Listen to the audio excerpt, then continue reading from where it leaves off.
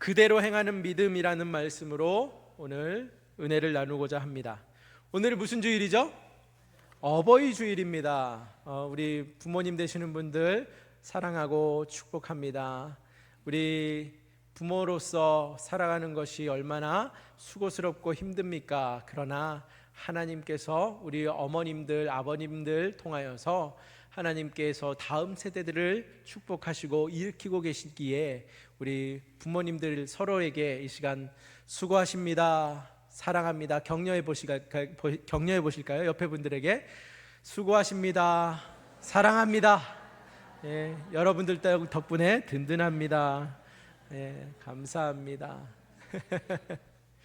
사실 어버이주를 맞이하여서 교회에서 특별히 교회 어른분들을 위해서 준비하고 또 축복해야 하는데 제가 아직 초짜입니다. 이렇게 이런저런 행사에 치여서 놓치는 것들이 너무 많네요. 다음번에는 잘 준비하도록 하겠습니다. 우리 어버이주를 맞이하였는데 믿음의 부모님들이 계셔서 오늘날 우리에게까지 복음이 전해졌고 또 그 은혜의 열매를 먹으며 살아가고 있다고 저는 믿습니다. 우리 장흥교회도 지난주에 66주년이라고 하는 그러한 설립 감사 예배를 드리지 않았습니까?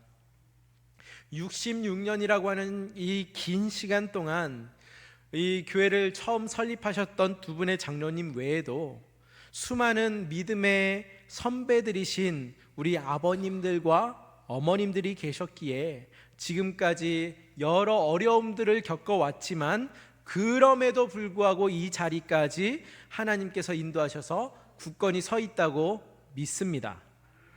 이제 중요한 것은 믿음의 대가 여기서 끊이지 말아야 한다는 것이죠. 지금까지 66년을 하나님께서 지켜주신 것은 감사한 일이지만 여기에서 66년으로 역사가 끝나면 되겠습니까? 그러면 안 되지 않습니까? 그래서 이제 중요한 것이 있다면 이 믿음의 대를, 이 신앙을 다음 세대에게 그 바통을 넘겨주는 역할도 우리의 몫이다라는 사실입니다.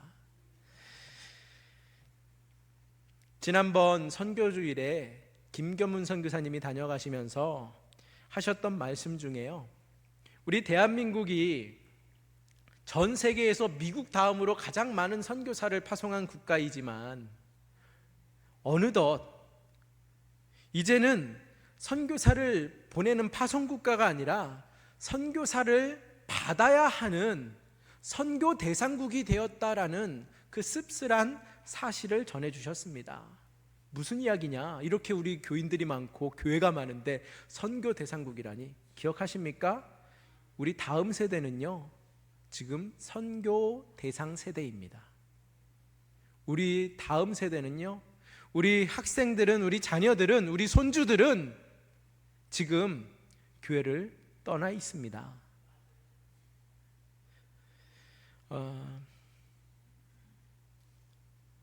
우리 아이들이 있는 학교와 또 학원이 선교지가 되었다. 저는 그 말씀에 큰 도전을 받았어요. 그런데 생각해 보면은요, 우리 장흥도 이 현실에서 많이 벗어나 있지 못하다라는 사실입니다. 제가 오후 5시에 우연치 않게 여기 장흥 면사무소 앞에 이렇게 있었어요. 그런데 깜짝 놀랐습니다. 오후 5시쯤 되니까 우리 장흥 땅에 이렇게 많은 중학생, 고등학생들이 있었나 싶은 상황이었어요. 학교에서 끝나고 아마 학원 들렀다가 버스를 타고서 이 장흥 땅에 내렸겠죠. 그러고서는 걸어서 아파트 단지로 들어가는 아이들을, 처음 보는 아이들이 이렇게 많은 거예요. 그것도 10대 아이들이. 그래서 한순간으로는 장흥 땅에 소망이 있다, 가슴이 뛰면서, 한편으로는 근데 우리 학생부를 떠올리니까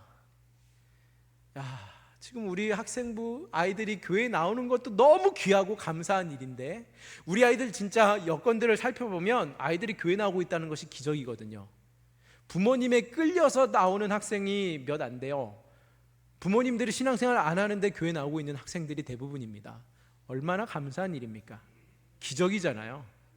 그것도 우리 같이 실컷 주일날 아침에 이제 늦게까지 자고서 일어나서 편하게 11시에 예배드리러 오는 게 아니라 9시 반까지 와야 되는 학생들인데 자발적으로 여기 온다는 건 기적이에요. 뭐 여기 오면 뭐 그 아이들에게 뭘 줍니까? 특별히 주는 것도 없어요. 그런데 오는 게 기적이에요. 그런데 한 가지 안타까운 사실은요, 우리 학생부 아이들이 제가 처음 교회에 부임했을 때 3년 전이나 지금이나 전혀 변함이 없다라는 거예요. 늘지도 않았고 줄지도 않았습니다. 아, 안정적이구나, 감사한 일이구나, 그렇게 보실지 모르겠는데, 아니 저는 그 장흥의 그 수많은 학생들을 보면서 이렇게 장흥 땅에 많은 학생들이 살았나? 깜짝 놀랐다니까요. 그러면서 이 아이들 가운데는 분명 언젠간 한 번은 교회를 나왔던 학생들도 분명히 있을 텐데, 자기가 원했든 원하지 않든 교회 한 번쯤은 찾아왔던 아이들이 분명히 있을 텐데, 그들이 지금 더 이상 교회에 있지 않다라는 것과, 또 분명 그들 가운데는 부모님들이 신앙생활을 하고 있는 분들이 계실 텐데, 그럼에도 불구하고 그 학생들이 지금은 교회에 있지 않다는 현실을 보면서 큰 책임감과 마음의 씁쓸함을 감출 수가 없었습니다. 뭐 오후 5시에 장흥의 면사무소 앞에 일부러 안 가보셔도 됩니다. 뭐 아침에 출근길에 아이들 등교 시간에 버스 정거장 앞에 가시면 진짜 많아요. 많습니다. 그렇게 보실 거예요. 그런데 그 아이들을 여러분 보실 때마다 여러분 마음으로 기도하면서 축복해 주십시오. 그들의 발걸음이 교회로 향할 수 있도록, 아니 교회는 못 나가더라도 다시금 신앙을 회복할 수 있도록. 우리는 그 각자의 아이들의 여건과 형편을 지금 알 수는 없잖아요. 교회를 나가느냐 안 나가느냐라고 판단할 수는 없겠죠. 그러나 그들이 예수 그리스도를 주로 고백하고 신앙을 가진 청년들이라면, 학생들이라면 언젠가는 교회로 발걸음을 하나님께서 인도하실 것입니다. 이러한 막막한 현실을 살아가는 우리에게 오늘 본문에서 어떻게 이스라엘은 신앙을 이어갔는가, 그 신앙의 바통을 다음 세대에게 어떻게 건네주었는가를 함께 말씀 속에서 살펴보고자 합니다. 우리의 역사를 자랑할 것이 아니라 다음 세대를 바라보면서 우리가 더 헌신하고 전략을 생각해야 하는 이 시점에서 이제 우리의 신앙을 여기에서 끊이지 않고 다음 세대에게 이어줄 수 있도록 어떻게 해야 할 것인가를, 오늘 이스라엘의 역사 속에서 이스라엘은 어떻게 다음 세대에게 그 신앙의 바통을 이어주었는가를 말씀 속에서 함께 찾아봅니다. 전쟁을 치르는 말씀이 오늘 있죠. 여호수아가 가나안 땅을 정복하는 전쟁을 치르는 가운데 수년의 시간이 흘렀습니다. 근데 전쟁은요, 여러분 하루를 치러도 전쟁은 정말 힘든 일 아니겠어요? 하루를 싸워도 온몸이 녹초가 되고 수많은 피해를 입게 됩니다. 그런데 이스라엘은 지금 하루를 치른 것이 아니라 긴 시간 동안 전쟁을 치러왔다고 기록하고 있어요. 18절 말씀입니다. 18절 말씀에 보니까 여호수아가 그 모든 왕들과 싸운 지가 오랫동안이라 라고 기록하고 있는데, 가나안 정복 전쟁은요 대략 7년 정도로 보고 있습니다. 그러면 여호수아가 앞장서서 이스라엘을 이끌고 가나안 땅을 정복해가는 전쟁은 7년이라는 시간을 최소 치렀다는 것인데, 여호수아가 특별히 총 24장으로 구성되어 있거든요.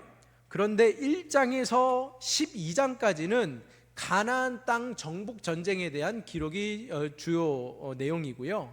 13장부터 24장까지의 내용은 그들이 정복한 땅을 어떻게 이스라엘 지파들에게 분배하였는가 한 내용이 주를 이루고 있습니다.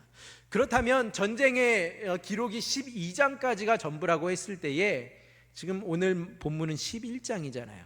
그러면 이 정복 전쟁의 막바지에 이르러 있는 겁니다. 이 정복 전쟁에 대한 마지막 이야기를 기록하고 있다고 볼 수 있는데, 오늘 말씀을 저희가 시간상 다 읽어보지는 않았지만 보면 가나안 북방의 국가들이 하솔의 야빈 왕을 선봉에 세우고서는 연합군대를 소집하여서 이스라엘과 싸우기 위해서 메롬이라고 하는 물가에 진을 칩니다. 그들의 수가 얼마나 많았는지 해변의 모래와 같이 많았다라고 4절에서 기록하고 있는데요, 그들이 그 모든 군대를 거느리고 나왔으니 4절 말씀입니다. 백성이 많아 해변에 수많은 모래 같고 말과 병거도 심히 많았으며. 4절 말씀을 유심히 살펴보시면 지금 이 북방의 연합 군대가 이스라엘과 싸우려고 메롬 물가에 진을 쳤는데 해변에 모래 같다, 이게 무슨 말이에요? 수도 셀 수 없이 많다 이 말입니다. 완전히 사방을 쫙 깔았다라는 거예요. 감히 누가 해변가에 가서 모래알을 세고 있겠어요? 그만큼 많다라는 건데, 심지어 병거가 있다. 병거는 뭡니까? 탱크입니다. 전투에 있어서 절대적인 그 힘을 말하는 것인데, 그런데 이스라엘은요 지금까지 싸워오는 가운데 한 가지 경험적으로 알고 있는 진리가 있어요. 이스라엘은 지금 이 북방 연합군 앞에서도 야 끝났다, 싸우기도 전에 패배의식에 젖어드는 것이 아니라 그들이 믿는 구석이 한 가지 있죠. 가나안 정복에서 이스라엘이 수차례 경험했던 것은 전쟁이 그들이 싸우는 것이 아니다라는 사실이에요. 전쟁은 하나님께 속한 것임을 그들은 여러 차례 전투를 통해서 경험한 바 있습니다.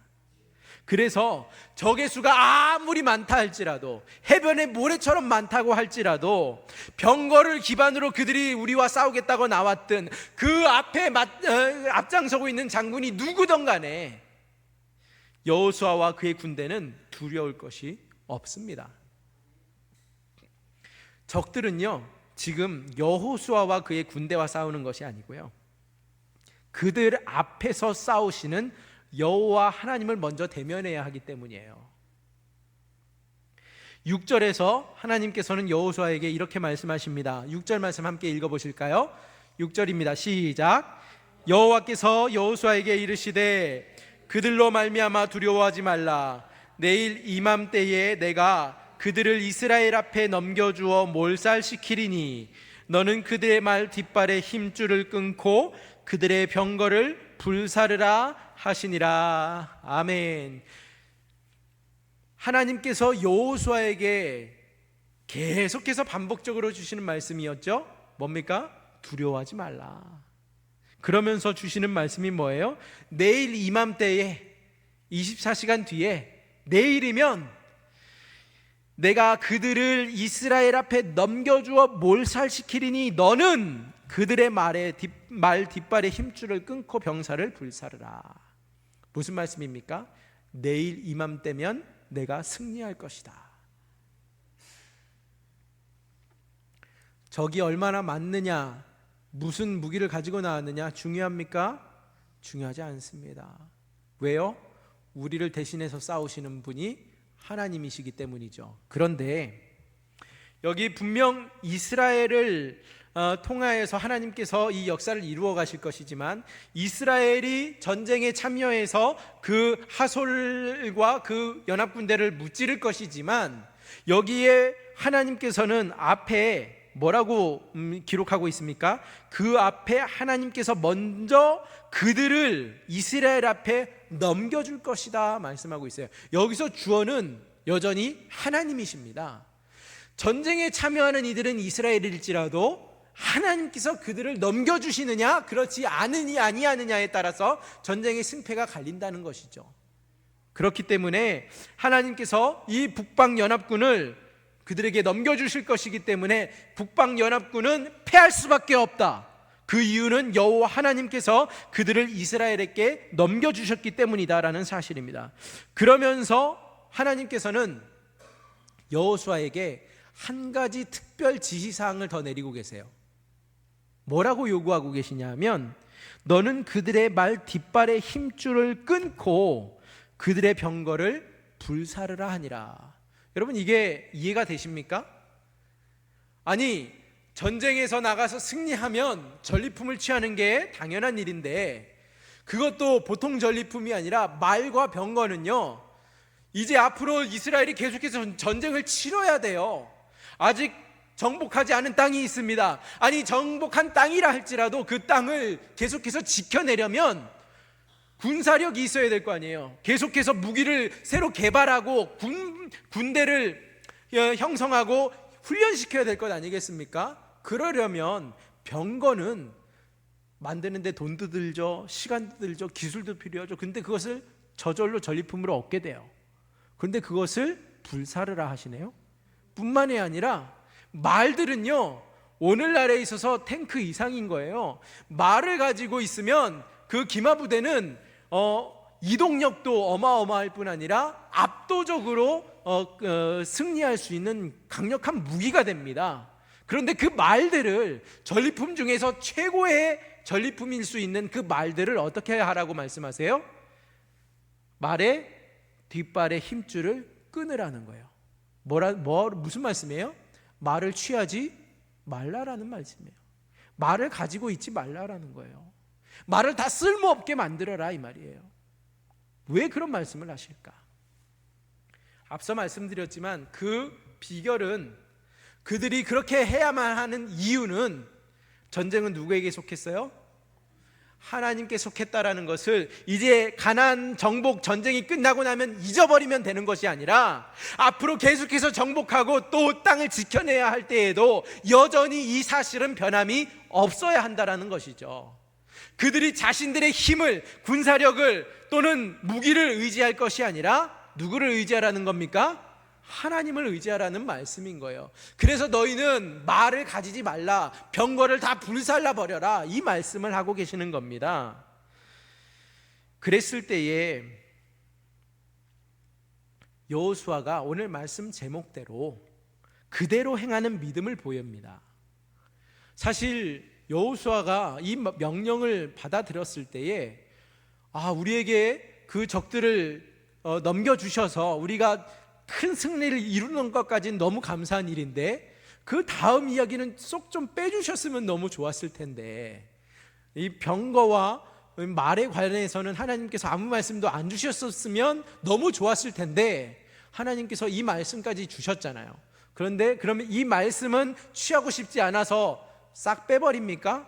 아니요. 여호수아는 오늘 말씀처럼 그대로 행하는 믿음을 보이고 있습니다. 8절과 9절 말씀 함께 읽어보실까요? 8절 9절 말씀입니다. 시작.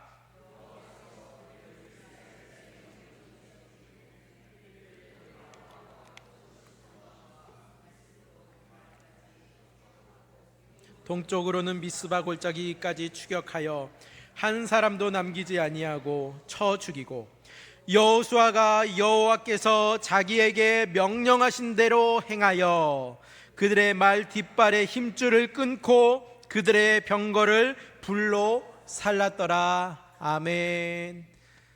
아멘. 이 뒷부분까지 없었더라면,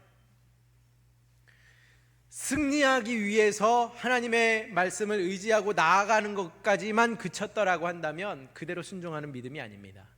그런데 하나님께서 지시하신 말씀이 내가 이해를 하든 못하든, 그것을 내가 원하든 원치 않든, 내가 용납이 되든 용납이 되지 않든, 내가 원하는 거가 아니다 할지라도 그대로 행하는 믿음, 오늘 9절에서 말씀하고 있는 대로 여호와께서 자기에게 명령하신 대로 행하여, 그 다음 뭐라고 말씀해요? 그들의 말 뒷발의 힘줄을 끊고, 그 끊는 순간 얼마나 아까웠을까요? 그러나 끊고, 단호하게 끊고, 그 다음에 그 병거를 불살랐다. 우리가 여호수아에게서 배워야 하는 믿음의 모습입니다. 여호수아는 여기에서 하나님 앞에 토를 달지 않았습니다. 왜 낭비하냐고 섭섭해하지도 않았습니다. 그냥 하나님 말씀에 따라 순종할 뿐입니다. 말 뒷발에 힘줄을 끊는 것이 얼마나 손해인지 누구나 다 잘 알고 있지만 여호수아는 오로지 하나님의 말씀대로 따르는 겁니다. 여호수아가 여호와께서 자기에게 명령하신 대로 행하여, 이 말씀은 우리에게 시사하는 바가 크죠.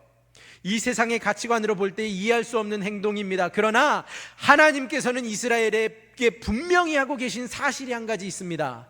전쟁은 너희가 싸우는 것이 아니다, 나 여호와께 속한 것이다. 이 말씀을 재차 확인시켜주고 계시는 겁니다. 이제 이 신앙을 여호수아가 붙들었는데 이 신앙을 어떻게 계승되어 가게 하는지를 말씀 속에서 찾아보고자 합니다.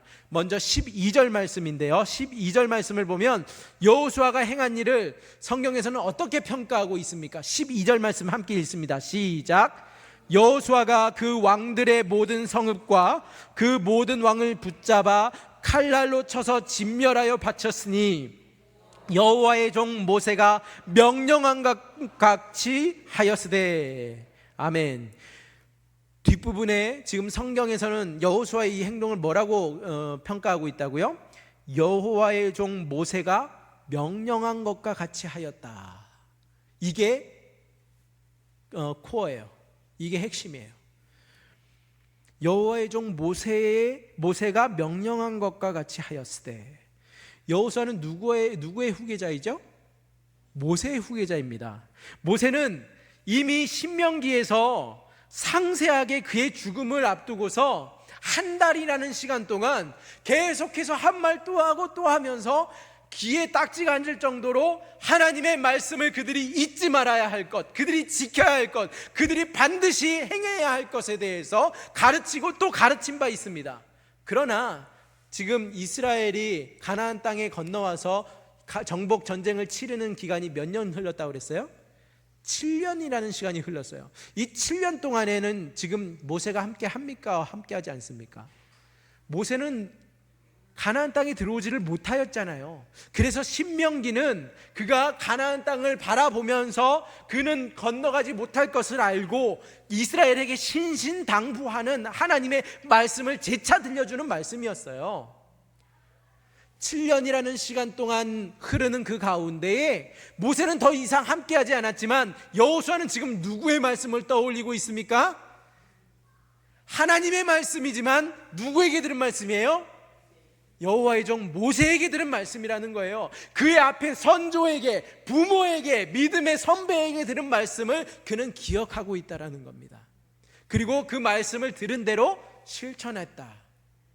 이게 오늘 우리가 이 신앙을 66년의 역사로 끝나지 아니하고 앞으로 100년을 바라보면서 다음 세대에게 물려주기 위해서 우리가 기억하고 붙들어야 할 핵심이라는 거예요.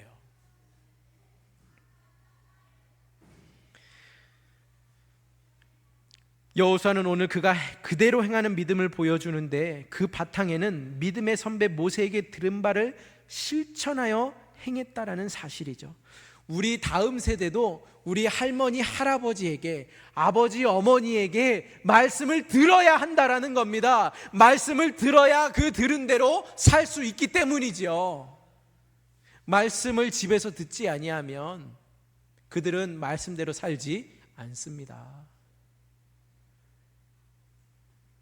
이 사실을 15절에서 확인할 수 있는데요, 오늘 11장 통틀어서 15절이 가장 이 사실을 명확하게 알려주고 있는 핵심 구절입니다. 15절 함께 읽습니다. 시작. 여호와께서 그의 종 모세에게 명령하신 것을 모세는 여호수아에게 명령하였고 여호수아는 그대로 행하여 여호와께서 모세에게 명하신 모든 것을 하나도 행하지 아니한 것이 없었더라. 아멘. 여호와께서 그의 종 모세에게 명령하셨습니다. 그런데 그 명령하신 것을 모세는 여호수아에게 가르쳤죠. 그리고 여호수아는 그대로 행합니다. 여호와께서 모세에게 명하신 모든 것을 하나도 빠트림 없이, 하나도 거르는 것 없이 그대로 행하지 아니한 것이 없었더라. 말씀이 어떻게 전해졌다고요? 우리의 선조에게서 그 다음 세대에게, 우리의 할머니 할아버지에게서 아버지 어머니에게로, 아버지 어머니에게서 우리의 자손에게로, 우리의 자식에게로, 자식은 또 그의 자식인 손주, 그 다음 세대에게로 물려주는 것이 바로 하나님의 말씀이요 신앙이라는 사실입니다. 여러분,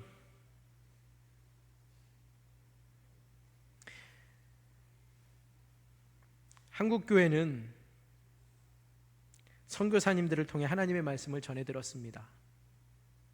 그리고 그 말씀에 순종하면서 믿음대로 살아온 우리 선조들이 있었기 때문에, 우리 믿음의 선배들이 있었기 때문에 오늘날까지 신앙이 계승되고 말씀을 전수받은 것 아니겠습니까? 그렇다면 우리 할머니 할아버지 또 아버지 어머니는 이제 책임 다했으니 끝입니까? 그 복음이 오늘 우리에게까지 전해졌지만 우리의 세대에서 끝나지 아니하고 다음 세대에게까지 이어지도록 우리는 계속해서 연결고리 역할을 해야 합니다. 이제 이 복음이 다음 세대로 이어지게 해야 합니다. 하나님의 말씀을, 하나님의 명령을, 하나님의 마음을 전해야 하는 사명을 가지고 있습니다. 그러기 위해서는 우리가 먼저 말씀대로 살아야 합니다. 여호수아가 그리하였듯이 그대로 행하는 믿음을 보여야 한다는 것입니다. 여호수아가 보여준 것은 여호와의 종 모세에게 하신 말씀을 모세가 여호수아에게 명령하고 여호수아는 그대로 행하였듯이 하나도 빠뜨리는 것 없이 행한 것처럼 우리도 그대로 행하는 믿음으로 나아가야 한다는 사실입니다. 여러분, 우리 자녀들이 누구 닮았어요? 부인할 수 없죠. 나를 꼭 빼닮았죠. 자식들의 습관, 언어 이런 것만큼은 안 닮았으면 하는데 그런 거 다 그대로 빼도 박지 못하게 닮았습니다. 그렇죠? 그런데 이들이 신앙을 닮지 않았다. 누구의 책임입니까? 네, 교회 책임도 있겠죠. 그런데요, 교회에서 1시간 말씀 듣는 것으로는 아이들이 변하지 않습니다. 가정에서 부모에게 듣는 것이 그들의 신앙을 좌지우지합니다. 집에서 부모가 말씀대로 살아내느냐, 그렇지 아니하느냐, 우리 자식들이 증거입니다. 우리 자식들은 집에서 모든 것을 습득하기 때문입니다. 우리 다음 세대에게는 그래서 보고 따를 수 있는 롤 모델이 되어줄 수 있는 부모님이 필요하다는 사실입니다.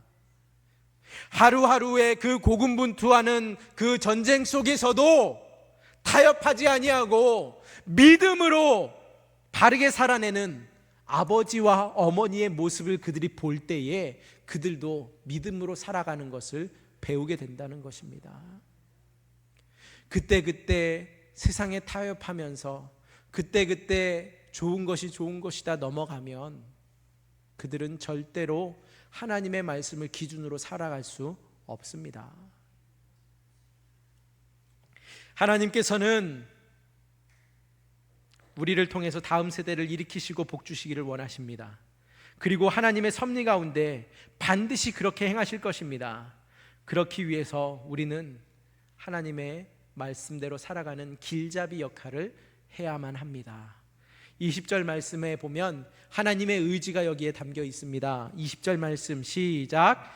그들의 마음이 완악하여 이스라엘을 대적하여 싸우러 온 것은 여호와께서 그리하게 하신 것이라. 그들을 진멸하게 바치게 하여 은혜를 입지 못하게 하시고 여호와께서 모세에게 명령하신 대로 그들을 멸하려 하심이었더라. 아멘. 지금 이 적들의 마음이 완악하여진 것, 그래서 이스라엘과 대적하여 싸우러 온 것은 하나님께서 이미 가나안 땅을 이스라엘에게 기업으로 주시고자 작정하시기 때문이었다.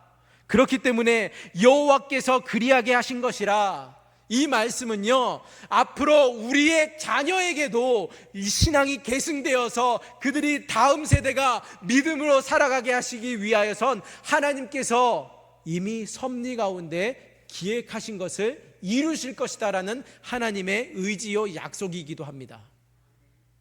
여호와께서 그리하게 하신 것이라. 이 말씀 붙들고 우리가 그 약속으로 살아갈 수 있기를 축복합니다. 하나님께서 계획하시고 이루시고자 하시는 일은 반드시 이루어집니다. 하나님께서 그의 백성 이스라엘을 위해서 가나안 땅 주민들을 심판하시고 진멸하셔서 드디어 아브라함에게 주셨던 그 약속을 그의 후손들이 믿음으로 취하게 하셨습니다. 이 세상을 살아갈 때 말과 병거 의지하여서 싸우며 살아가는 것이 아니라 오직 하나님을 믿는 믿음으로 순종함으로 산다는 것을 자녀들에게 우리도 가르쳐야만 합니다. 가르치려면 내가 먼저 그렇게 살아나야 하지 않겠습니까?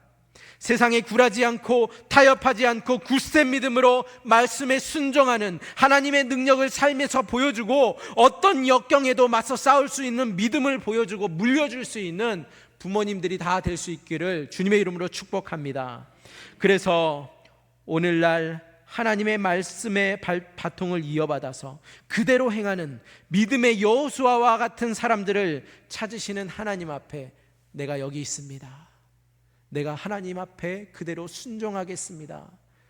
고백하며 나아갈 수 있는 저와 여러분이 되시기를 주님의 이름으로 축원드립니다. 하나님 아버지 감사합니다. 하나님의 말씀의 바통을 이어받아 그대로 행하는 믿음의 여호수아와 같은 우리 모두가 될 수 있도록 그리하여서 우리 자녀들에게 우리 다음 세대에게 그들도 말씀으로 하나님 앞에 살아가라고 우리가 가르쳐 줄 수 있는 참된 믿음의 부모요 할아버지 할머니가 될 수 있도록 믿음의 선배들로 길잡이가 될 수 있도록 우리를 붙들어 주시옵소서. 감사하며 예수님의 이름으로 기도하옵나이다. 아멘.